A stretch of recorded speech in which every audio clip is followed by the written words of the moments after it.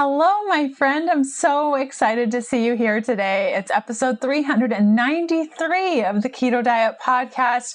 And today I have a longtime friend, Dr. David Jockers, on the show.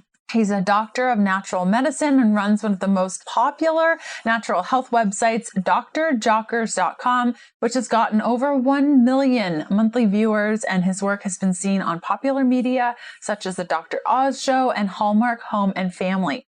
Dr. Jockers is the author of the best-selling book, The Keto Metabolic Breakthrough by Victory Belt Publishing and The Fasting Transformation. He's a world-renowned expert in the area of ketosis, fasting, inflammation, and functional nutrition. He is also the host of the popular Dr. Jockers Functional Nutrition Podcast. Dr. Jockers lives in Canton, Georgia, with his wife, Angel, and his two boys, David and Joshua, and his daughters, Joyful and Sunshine. I am so excited to have him on the show today. Dr. Jockers and I have done lots of stuff in the past together. I've been on his show. He's been on mine. In the show notes, I will link up to the episode that we did on his show. And then if you want to connect with him on an episode that we did on my show, I will also include the links in the show notes. Also, David and I talk a lot about different books that we've read. Eat for Energy, End of Alzheimer's, Melatonin Miracle. We talk about Dutch testing and tons of different supplements and things. So I'm going to include all of those links in the show notes. And for the supplements, there's a website that I like to use called Fullscript, and I'll include the link in the show notes there. If you sign up using my link, you get 20% off supplements, and they are way cheaper than Amazon. The reason why I never, ever suggest that anyone get any supplements from Amazon, like ever, is because they don't care about the quality of the supplements, meaning they will let supplements sit in the sun in their boxes for days on end. A lot of them come expired. So I generally don't suggest getting supplements off Amazon. And with Fullscript, you save money. And I'm not paid to say that. It's just a great service. And so I set that up. There's a bunch of protocols in there and details in there. Plus you get savings. So it's good all around. Today, we're going to be talking about understanding your hormones and melatonin production, how melatonin works in the body, why it's so incredibly important, fear of supplementing around hormones, bioidentical hormone replacement therapy, how you should test your hormones, blood work versus Dutch testing, estrogen metabolites and why that matters, how to have optimal hormone synergy, cleaning up the body, addressing root causes, and we finish things off by talking about inflammation and the role in your body overall. It's a good one. I can't wait to share with you. So let's just get to it. Hey, I'm Leanne Vogel. You're listening to the Keto Diet Podcast. I've created a free guide with tips on how to start keto and maintain your fat-fueled life. Grab it at healthfulpursuit.com/free as a little thank you for listening to the show.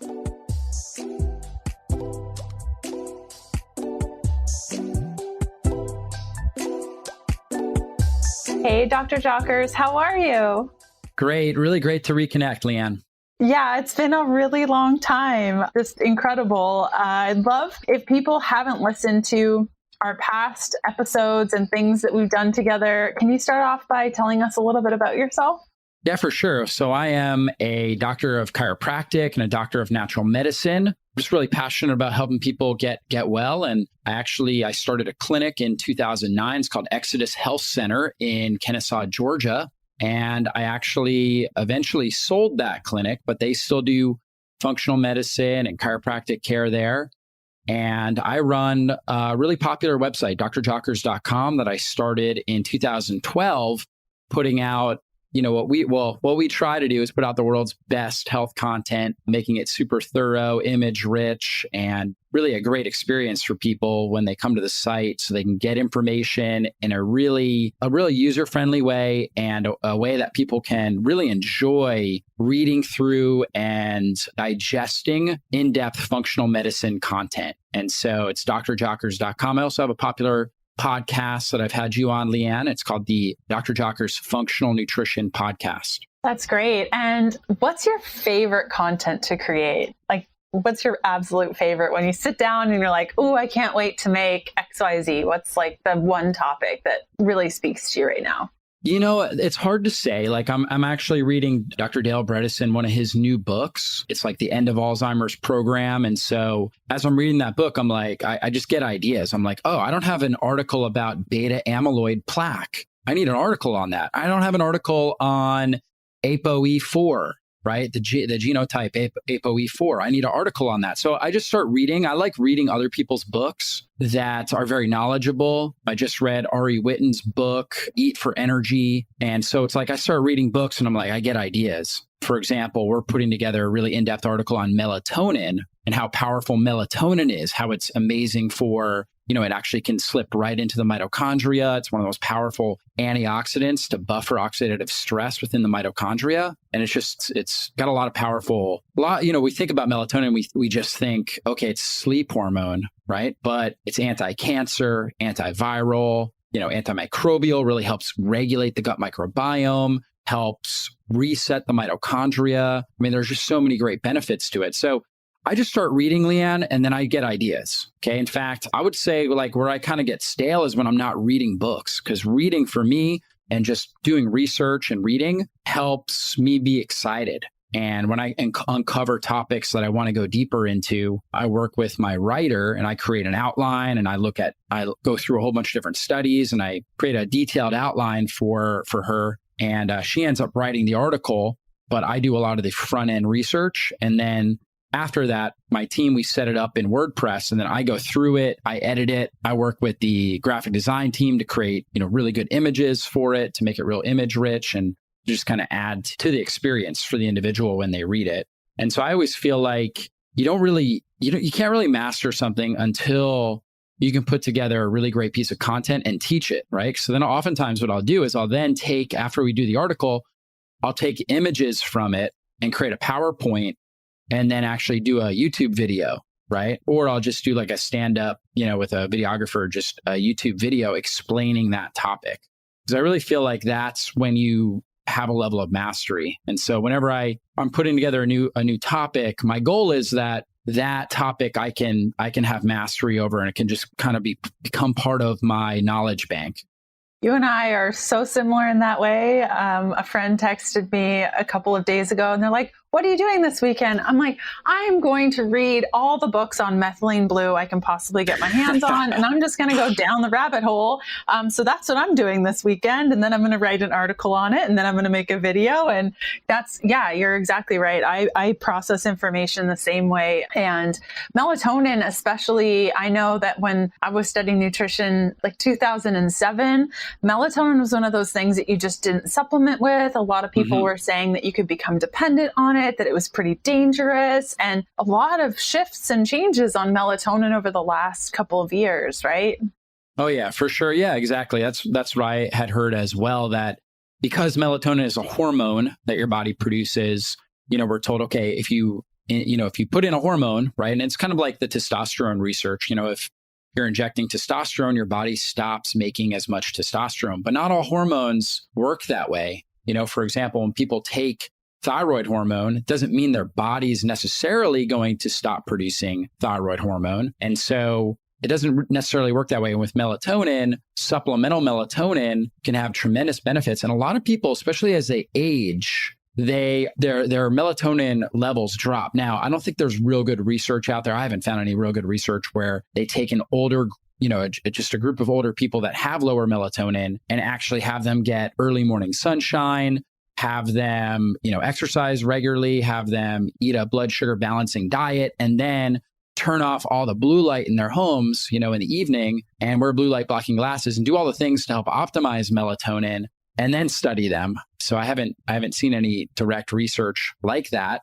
However, when you do look at the research, it's pretty clear that as people are getting older, their melatonin levels are going down. And so supplementing with that has been shown to have pretty incredible benefits for supporting mitochondria, slowing down the aging process, really great for cognitive decline, really powerful for that. And that makes sense because, again, melatonin's really one of the most powerful antioxidants in the mitochondria that's not actually produced necessarily in the mitochondria, right? Because you've got catalase, you've got glutathione peroxidase, you've got superoxide dismutase, which are the three natural intracellular antioxidants that really help protect mitochondria. But then melatonin is able to slip into the double membrane of the mitochondria and sweep up extra free radicals. And that's super important because some people, genetically are not, there's a lot of people that have slow SOD genes, for example. So they don't produce enough superoxide dismutase. So they get higher amounts of superoxide free radical, and melatonin can help buffer that. There's other people that have issues with glutathione peroxidase, right? So there's different,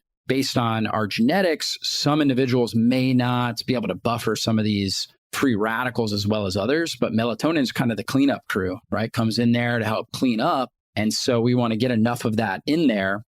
And so, for cognitive decline, going back to that, the brain neurons are the most mitochondrial dense cells of the body outside of the testes and the ovaries.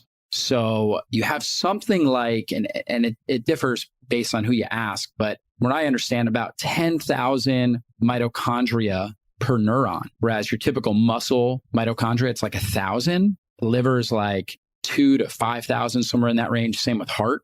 And so brain's got a lot more. So the more that we can support mitochondrial health, the better we are going to be as far as brain health. And whenever you see somebody with cognitive decline, dementia, Alzheimer's, Parkinson's, even, that's obviously an issue with neurodegeneration. All those conditions are mitochondrial conditions. So there are issues with mitochondrial dysfunction. So we know melatonin is going to play a big role there.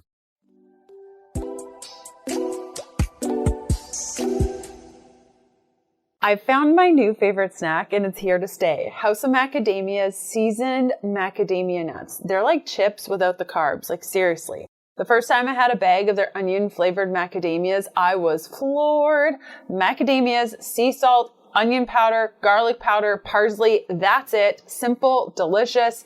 And their chocolate dipped macadamias, no words. Well, actually, I do have a few words. Low carb, high fat, antioxidant rich. I'm just salivating thinking of them right now, but sadly, I had my last bag yesterday, but I have a coupon code that I'll be using for my next order, and you can use it too. I'll share it with you in just a second. Why macadamias? Why not other nuts? Well, macadamias are loaded with monounsaturated fat, more than olive oil, 27% less carbs than almonds, 50% less carbs than cashews. Their nutrient profile is keto, like perfectly keto. And House of Macadamias aren't the run-of-the-mill macadamia nut. I used to get mine from Costco, but not anymore. You can tell the quality behind House of Macadamia products, selecting only the best of the best nuts sourced from over 90 independent farms, produced in rich soil with clean mountain water and mild temperatures. Okay, for that coupon code, visit houseofmacadamias.com/KDP and use the coupon code KDP20 for 20% off your first purchase. Once more, that's houseofmacadamias.com/KDP and use the coupon code KDP20 for 20% off your first purchase. Enjoy! Completely. And I think it was in the book Melatonin Miracle, I think it was that one, like you, it's just so many books, it starts to all get fuzzy, where they were saying that fuzzy feeling that we can get after taking melatonin, I believe it was that book, can be because it's actually stimulating the glymphatic system to start pushing out metals from the brain. And so I started putting a couple of my clients melatonin with a binder at the same time, and it mitigated that fuzzy feeling the next morning. Have you seen that as well? Yeah, that's super powerful. And that's really good to know. There's, Ari Whitten was saying that there's a certain percentage, like for example, for him, and he believes it's related to, there's a genetic issue with it, where there's a certain percentage of people that when they take melatonin, they feel more groggy in the morning. Like I feel great. Like it doesn't affect me that way. I get deeper, more restful, high quality sleep. I've never taken melatonin and then like felt more groggy. So I've never had that experience. But according to him, there's a certain percentage, 20% or so, that may experience that, right? They may, and they do better on melatonin precursors, L-theanine, different things like that help support it. Because really, like, for example, if even somebody that doesn't respond real well with melatonin supplementation, if we're testing their sleep, like if they're wearing an Oura ring and they're getting, let's say, 2 hours of deep sleep, maybe 3 hours of deep sleep, we know they're getting some level of glymphatic function, right? So they should be able to sweep out damaged proteins, heavy metals, at least to some degree, if they're getting that level of deep sleep. Obviously, if they're not, then they're not getting that brain drainage that they need from the glymphatic system. But if they're taking the melatonin and they don't respond as well, I can't say that it would be that it's pushing heavy metals more. I don't know enough there. It's certainly possible. It's also possible if you took the binder that the binder may have, depending on the binder, may have grabbed up some of that melatonin. So they may have had less of an effect. Does that make sense? So I'm not sure. But, if you're seeing that, if the person's responding and they're feeling better, could be a positive thing. Yeah, completely. Yeah, I use mostly carbon-based binders, so I don't have to worry so much, like necessarily, depending on the person and all the things, about the melatonin being swept up with a binder. But I have seen that, and I think it was a melatonin miracle. I'll have to look, and then I'll include it in the show notes. Another fun fact about melatonin, and not a lot of people put the two and two together, we've talked about mold exposure a little bit on the podcast, and oftentimes mold can bring down melatonin. And so while we're talking about melatonin and such, if you've been exposed to mold, can also have some issues there. Yeah, totally. Now, you mentioned hormones and just like that fear of supplementing with hormones. I'd love to just kind of go there, since we've been talking about understanding hormones and melatonin production, into, you mentioned testosterone. I know a lot of people come to me and say, my doctor put me on estrogen. Should I be on this? I'm fearful. My other doctor says it's bad for me. I'm going to get cancer, blah, blah, blah. What are your thoughts on bioidentical hormone replacement and its time and place in a person's life? Yeah, I think bioidentical hormone replacement can be very, very helpful for women going through perimenopause and menopause. I would recommend having a Dutch test and seeing what estrogen pathway is being metabolized before they do that. I don't know if your audience is familiar with the Dutch test, which is basically a dried urine test for comprehensive hormones. And you can see, because there's different pathways with estrogen metabolism.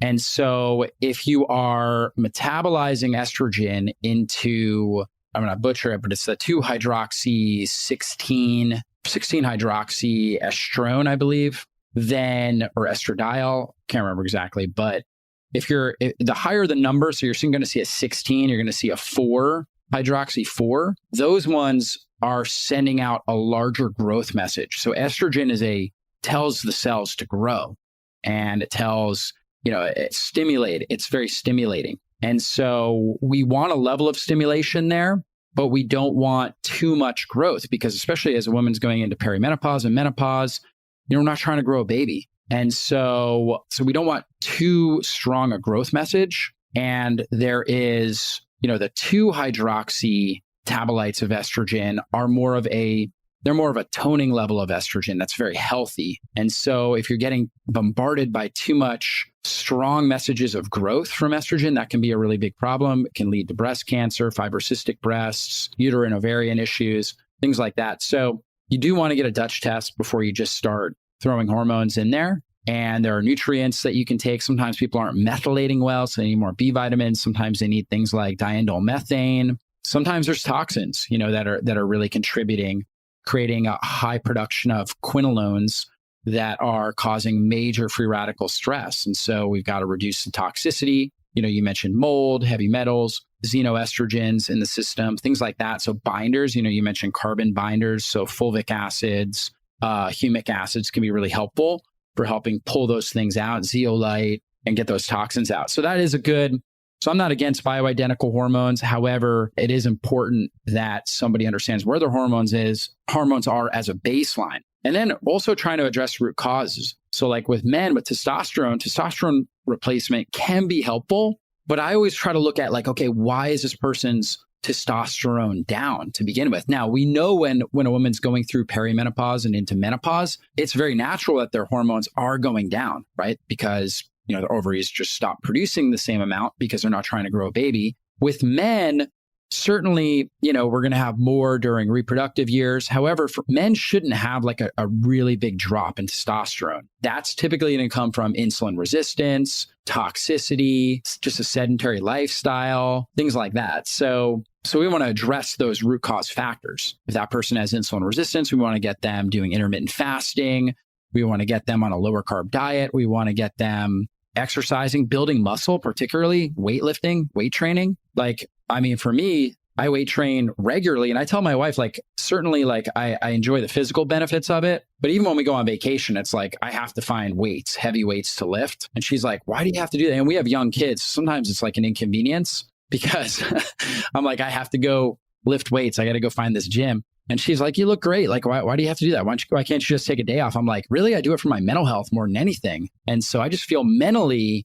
so much better when I'm lifting weights on a regular regimen. And that's really the testosterone. Testosterone plays a huge role in dopamine production in the brain, really helping balance those neurotransmitters. And most men are not lifting weights, and men were meant to lift heavy things. And so that's super important for testosterone production.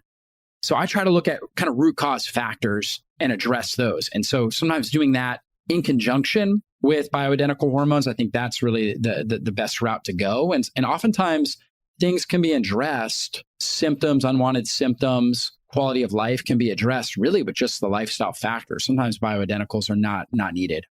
Completely. And so you mentioned the Dutch test, and somebody listening is probably like, well, why isn't blood work enough to monitor my hormones? My doctor runs all my hormones and they're willing to do that with blood. Why is that not enough? Yeah. So blood is really looking at it at one point in time.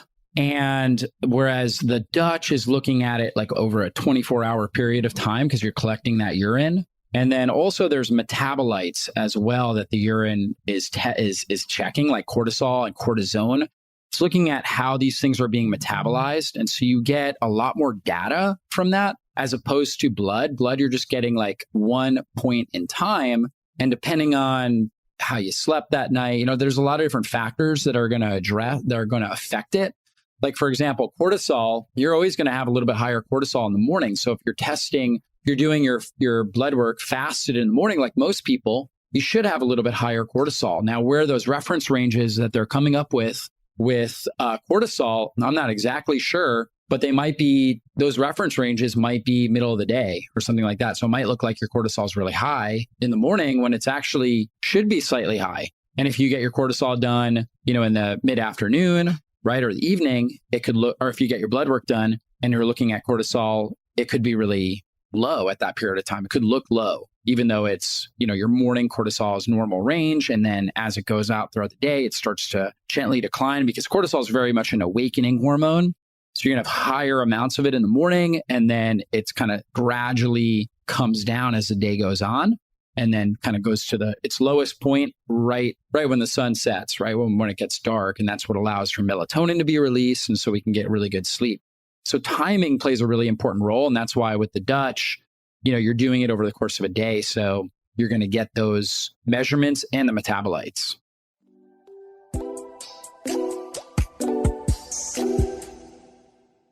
A while back, we received a question on the podcast about keto bars and how easy it is to eat 2, 3, or 4 bars in one sitting.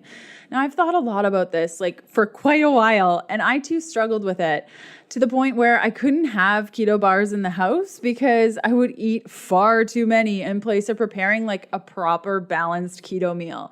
There's some days where a take along with you bar is convenient and at times absolutely necessary. So I started looking for an alternative, something more balanced, and a bar that would deliver nutrients, not just a balance of macros, where my body would be satiated by one and not in search of more and more and more.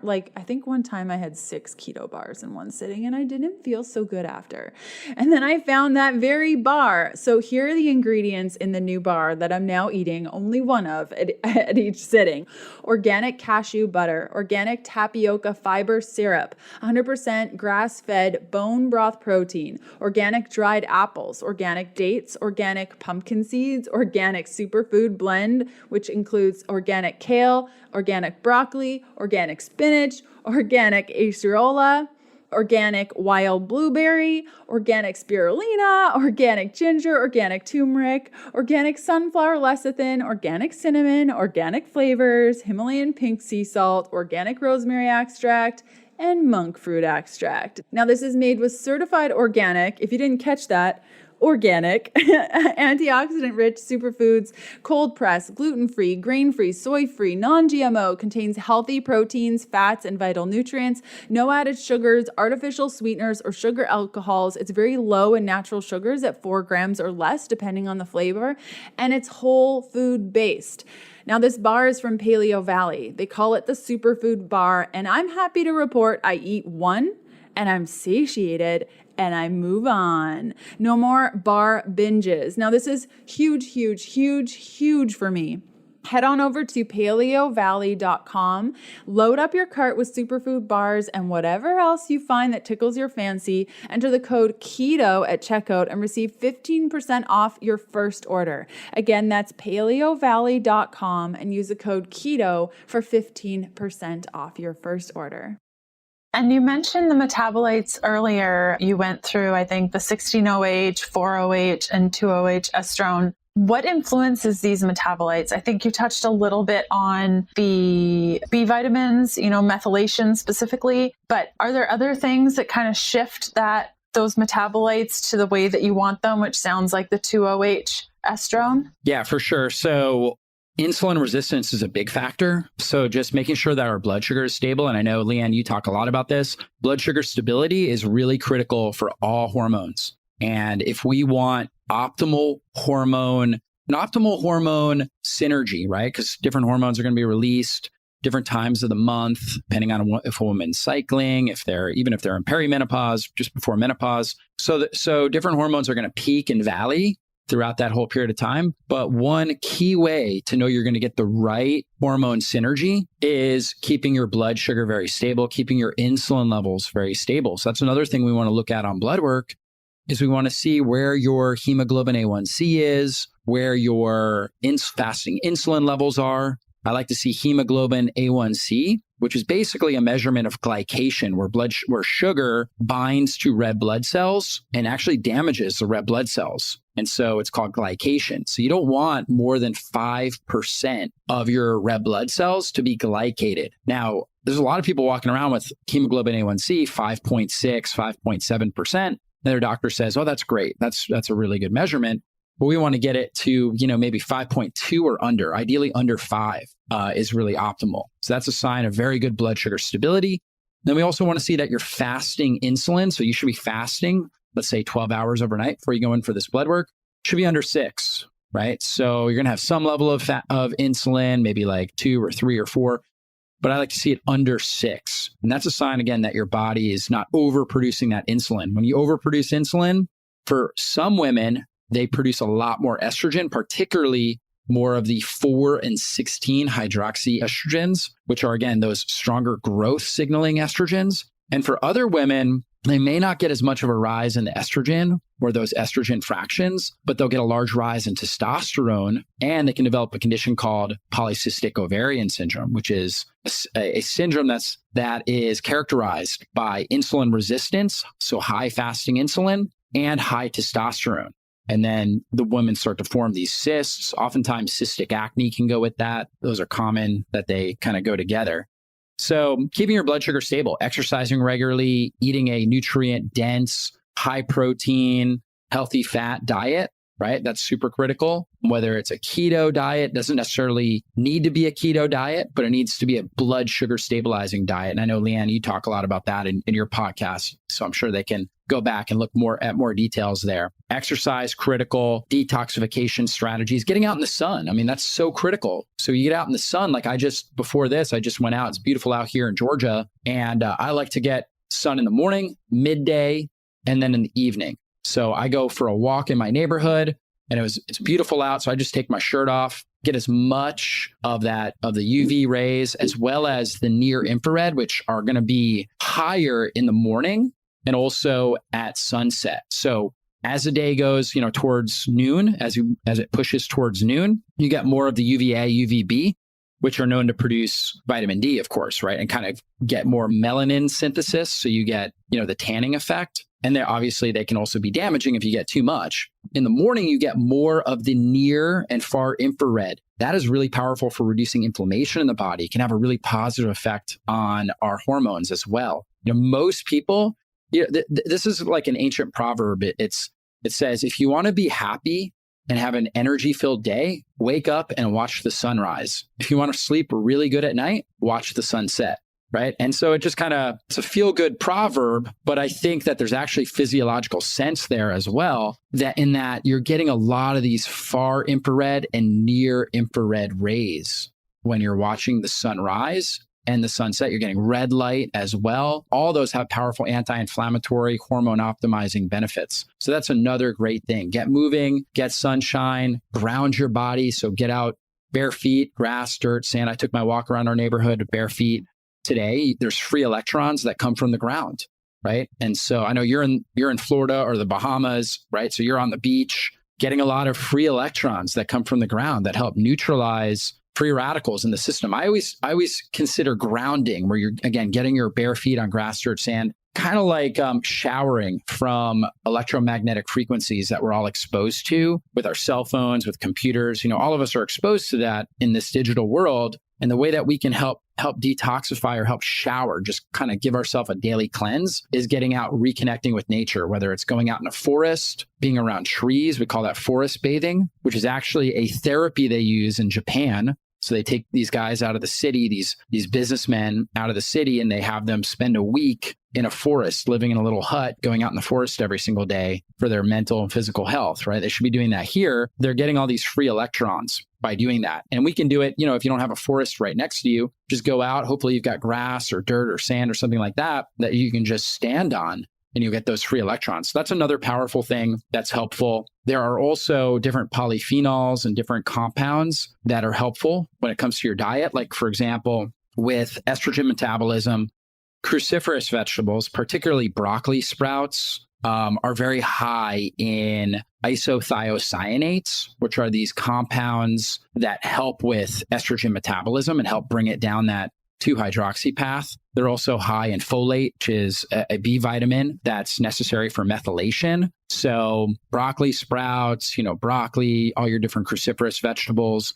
Obviously, you need vitamin B12 as well. So having good animal protein, having good stomach acid to be able to absorb the animal protein, super critical, because with the animal protein is going to come your vitamin B12, your absorbable form of B12. So that's critical. There's also vitamin B6 that you're going to get in plant and animal foods, right? Vitamin B6, vitamin B2, zinc. Zinc is also very important here. And of course, zinc you're going to get primarily from animal foods, wild-caught fish, pasture-raised eggs, grass-fed beef, organ meats, things like that. A lot of people are very deficient in zinc. We learned a lot about that with COVID, for example. Zinc is very important for, reducing viral replication, but it's also really important for progesterone production, for example, for optimizing the estrogen to progesterone ratio. It's also really important for testosterone, optimizing testosterone production too. So zinc is really key. So eating good foods, sun exposure, getting your body grounded, exercising regularly, positive mental attitude, right? Keeping your stress under control, optimizing your sleep quality, all those things, super critical. Obviously, you can also take supplements. There's many out there. For example, one really common one that a lot of women will take, particularly if on that Dutch, it's showing high 16-hydroxy and 4-hydroxy, kind of shunt that into the 2-hydroxy estrogens, is diindolylmethane, DIM, which again is, you get that in your cruciferous vegetables. That's part of the isothiocyanates with sulforaphane, indole-3-carbinol, and DIM. They kind of all come together. And so, but you can get, concentrated supplemental form, and that can be really helpful. There's other supplements like black cohosh, for example. There's black cohosh as well as dong quai, some of these other herbs, wild yam, things like that. Some of these herbs help support progesterone, but they also a lot of these help support estrogen receptor activity and helping the estrogen receptor function better and have a greater affinity to the estrogen in our body, right? So we're getting more of the expression. So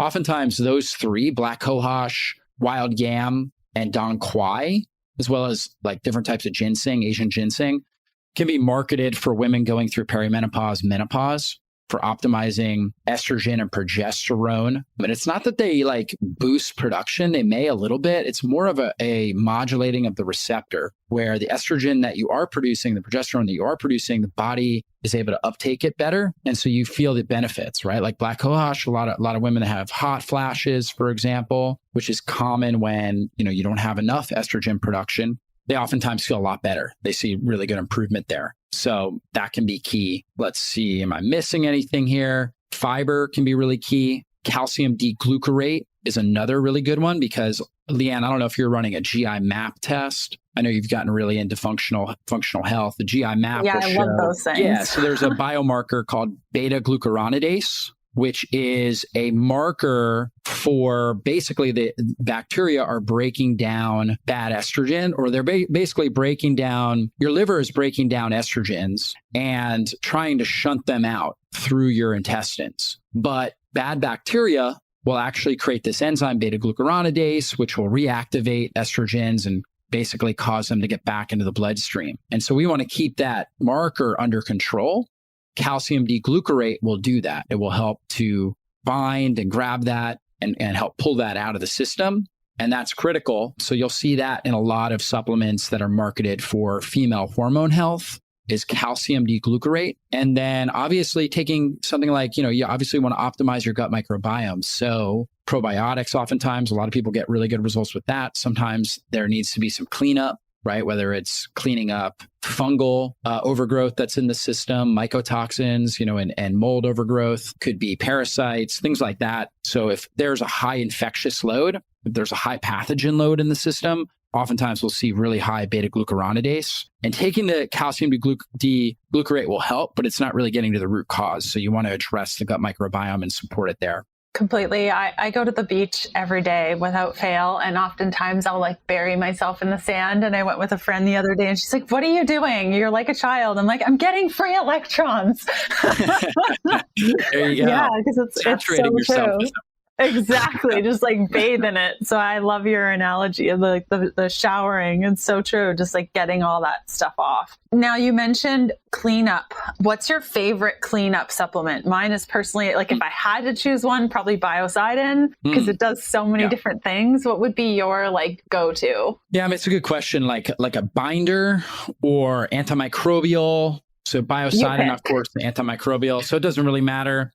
That's a good question. We have one, it's called Bioactive Carbon Metchem that we use. That is really good. There's some good research on it, pulling glyphosate out of the system really well. It's carbon based. So it's got the fulvic humic acids in there. It's got, what does it have in there? Broccoli sprout in there as well. We talked about that for the DIM. So that's in there as well. And so it's really good for metals, for chemicals, different things like that. And then when it comes to killing bad bugs, oil of oregano actually works really good. So oil of oregano works great. Trying to think, I'm not actually working with clients as much anymore, but we've got a bunch that we use. Mimosa pudica, I don't know if you're familiar with that one.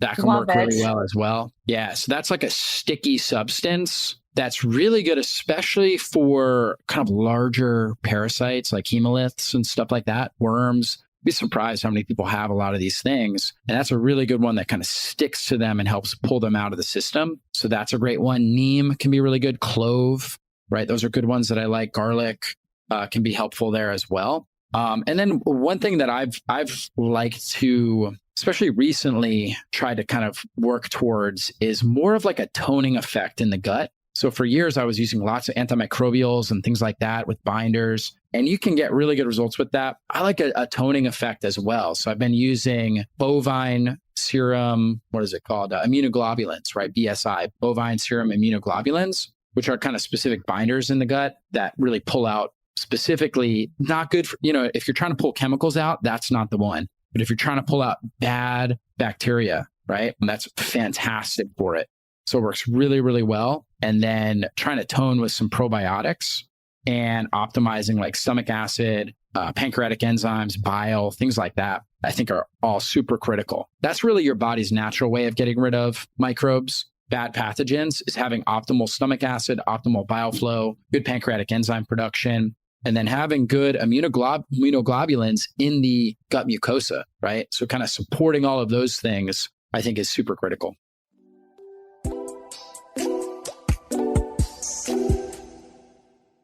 I really hope you're enjoying today's episode. I'd love to see where you're listening from. You can snap a pic and tag me at Leanne Vogel or leave a review for the show on your favorite podcast player. It helps me out tremendously. Okay, back to the good stuff. Yes, completely. I've been doing that more and more with my clients, of just more coaching up the body than just throwing antimicrobials and binders and all those things at it, because that's effective, but it can take a lot longer and you're not necessarily coaching up the pieces of the body. Like, I mean, I've had multiple clients clear parasites, literally just focusing on mitochondria. Like, let's just get the mitochondria better. And all of a sudden they're passing worms. And I'm like, this is so cool. That is awesome. That's so good. Yeah. It's so good, because then you're so much more effective, and all those herbs and things. I mean, it can throw off the balance, especially if you're not doing a GI map and watching things really carefully, and just far more effective. Now, you mentioned oxidation way, way long ago. What's the role in inflammation? I'd like to get a little bit more into inflammation with the little bit of time that we have left together, to just drive that piece home and understanding how inflammation can affect this overall system, and some of the steps that we can do and things. And maybe a lot of what you already touched on addresses inflammation also, but could we just kind of tie that in with the inflammation piece and oxidation overall? Yeah, for sure. Well, I think about oxidation, I think about rusting, right? Just like a piece of metal, when it's left out in nature and the water gets on it, it will start to rust, or an apple browns. That's really what oxidation is. So it's kind of this internal rusting or browning of the body. And then inflammation is actually an immune. So oxidation is a normal kind of natural part of life. However, an oxidation actually makes us stronger, because it's a stressor on the system that our body, when it's in a good environment, right, and it's got everything it needs, it adapts to it, and it creates stronger antioxidant defense systems, right? Better at producing glutathione, better at producing superoxide dismutase, things like that. So it's all very, very helpful. Inflammation is a reaction that our body has to help protect itself from pathogens. We know that pathogens have killed more people throughout the history of mankind than anything else. For example, when people, our ancestors, when they died, typically, like, even if they were, in a war, they typically didn't die from, being stabbed by a sword or a spear. Oftentimes it was the infection that got in from the flesh wound. So we used to have infections that would cause pneumonia, and people would die from pneumonia like crazy, or meningitis, things like that. Nowadays, that's not common for normal, healthy people. Elderly people, maybe not normal, healthy people. Part of that is because our body has created this inflammation response. And inflammation's job is to create this massive immune response to protect against pathogens from getting into vital organs and killing us quickly. And so thankfully, with our inflammatory system, we rarely die from a lot of these infections. However, we do cause a lot of collateral damage. And so now really our goal with functional medicine is toning the inflammatory process. It's normal, it's natural, we need it. It's part of the healing process, part of keeping these pathogens under control, but we have to tone it. And so the first thing we've got to do there is, again, keep our blood sugar stable. We already talked about that. We also have to heal the gut. And so whenever there's chronic inflammation in the system, we know it's related to leaky gut, meaning that the gut lining, which is only one cell wall, has become damaged. And now large proteins, bacteria, pathogens are now seeping into the bloodstream, and they're driving up inflammation. When our barriers, so we also have a lung-blood barrier, we have a blood-brain barrier, we have a skin-blood barrier. Whenever one of these barriers is damaged, we drive up inflammation. So, if you get a cut on your finger, obviously that's going to burn. And then, and that burning is part of that inflammatory process. We can see it, we can experience it. You don't see damage, you don't see a cut in your gut lining, but you may experience it. And really, you don't have pain receptors in your intestines. And so you don't typically notice gut pain. You typically are noticing it with inflammation in other areas of the body that were, where that inflammatory process was driven up because of the damage that took place in the gut. And so we've got to heal the gut. So intermittent fasting is really a powerful strategy for that, where you compress your eating window, and it might be to 8 hours or 10 hours or 6 hours, right? Where you're only eating your meals, let's say in an 8-hour eating window from 10 a.m. to 6 p.m. That gives your body a time to heal. The gut lining, even though it's only one cell, which makes it very vulnerable, it actually, those cells heal very quickly. And so if we can give ourselves time, 12, 14, 16 hours without any mechanical stress coming through there, that's going to give us some time to start to heal the intestinal lining and kind of reseal it. And so oftentimes we might need a little bit longer fast, right? In fact, one thing that I do, I have a history of irritable bowel that I had in my early 20s.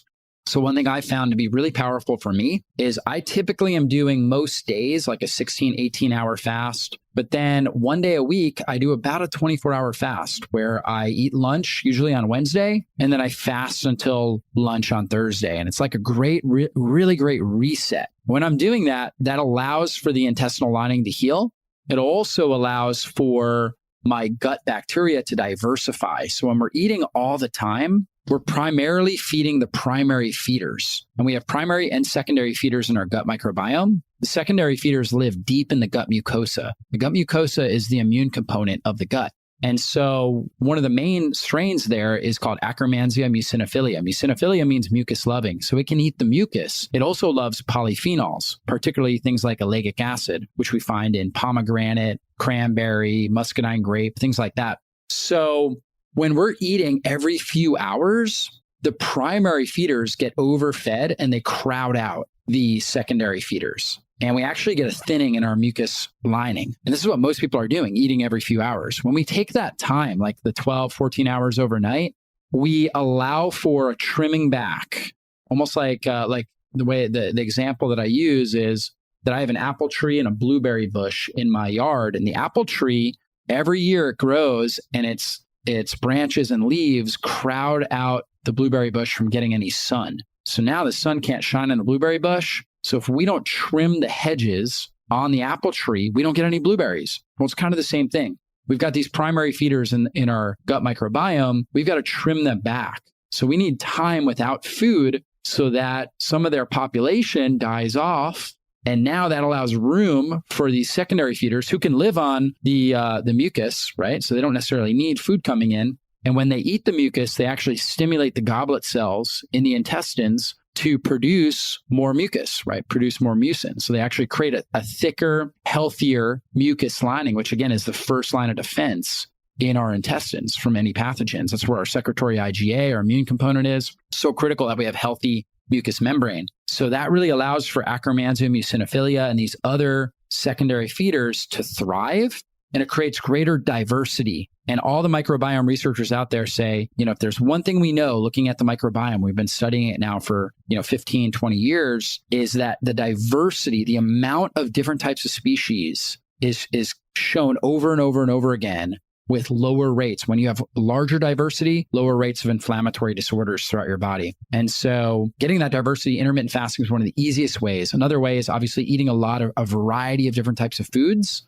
particularly foods that have an astringent. So a lot of people will say things like, eat asparagus, eat, all these high fiber, high prebiotic foods, and those can be helpful. What I found is the astringent flavor is very rich in ellagic acids and oftentimes other compounds like anthocyanins, resveratrol. And most people avoid astringent flavors. In fact, a lot of fruit has been hybridized to take the astringent or kind of almost like the sour dryness out of these things. So like apples, if you have, apples almost all apples used to taste kind of a sweet sour combination, like a Granny Smith apple. Now they're hybridized. And I mean, everybody loves them. I love, a sweet apple every now and then, but that's not actually as beneficial for your microbiome. It's higher in sugar, doesn't have a lot of these powerful polyphenols in them as the more astringent flavor. So pomegranate is very high in ellagic acid, one of the best things for your microbiome. When Akkermansia, for example, eats ellagic acid, it produces something called urolithins. Urolithins actually stimulate mitophagy in your enterocytes. So the intestinal cells, they have mitochondria. The damaged mitochondria have to be broken down and turned into new healthy mitochondria. That's called mitophagy. So urolithins will actually stimulate that process, and that creates a stronger, more stress-resilient intestinal cell, stronger, more stress-resilient enterocyte. And the stronger and more stress-resilient your intestinal lining is, the less inflammation you're going to have in your body. And so the breakdown of ellagic acid, which again, we find in pomegranate, cranberry, strawberry to a lesser degree, raspberry to a lesser degree, muscadine grape, which I was excited to find because we have a muscadine grape vine in our yard. And if you ever try muscadine grapes, they don't taste like your store-bought grapes. A lot of people don't like them because, again, they're astringent and they're like you notice a little sweetness and then boom, they hits you with the sour. But that's that ellagic acid, resveratrol in there, right? Things like that. So those can be some of the best things to be consuming to help support the microbiome. They're also low FODMAP typically. So for people that have like bacterial overgrowth, typically do fine with those. And so they can be really, really supportive. So intermittent fasting and then a diet with a lot of variety, including some of those astringent flavored foods can be really helpful. I know I went on a tangent there. I love it. I love it so much. And I'm sure everyone listening loved it too. It's so great. Dr. Jockers, thank you so much for just sharing your brilliance with us and going through hormones and inflammation and so many of these key pieces, including just giving us valuable steps. You know, a lot of the times we listen to podcasts and it's like, this is great information, but what do I do? And so you guys have a bunch of lists of things that you can incorporate and just pick one and roll with it and benefit your health overall. Sometimes it goes beyond just your macros. And that's really what the Keto Diet Podcast is all about. So thank you so much for coming on and sharing your brilliance with us. Awesome. Thanks again, Leanne. Thank you for having me. And I just appreciate you so much and all the great things that you're doing.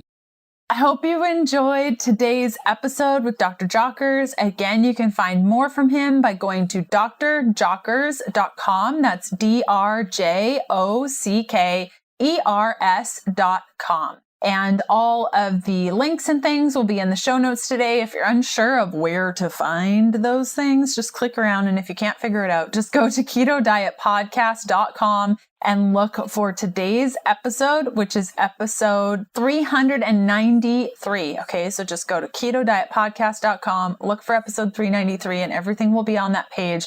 I'm going to include links to the books and the full script link and Dutch testing and anything else I think of between now and then. So I hope you have a great rest of your day. And thanks for hanging out with us for another episode of the Keto Diet Podcast. Bye.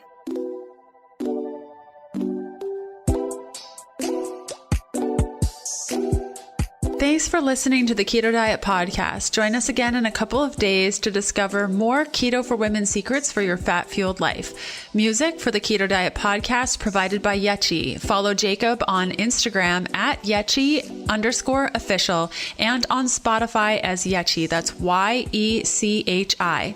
The Keto Diet Podcast, including show notes and links, provides information in respect to healthy living, recipes, nutrition, and diet, and is intended for informational purposes only.